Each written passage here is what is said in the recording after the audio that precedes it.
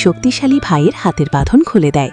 মুক্তি পাওয়ার পর শক্তিশালী ভাই আর এক মুহূর্ত দেরি না করে আক্রমণে ঝাঁপিয়ে পড়ে।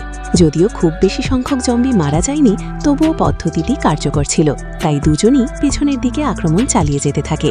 এর ফলে গন্ডার জম্বিগুলো অস্ত্রের ভয় বুঝতে পারে এবং তারা ঘুরে সেখান থেকে চলে যায়। কিন্তু ঠিক তখনই তারা সম্পূর্ণ অসহায় শিকারে পরিণত হবে। তখন কোনোভাবেই প্রতিরোধ করার সুযোগ থাকবে না।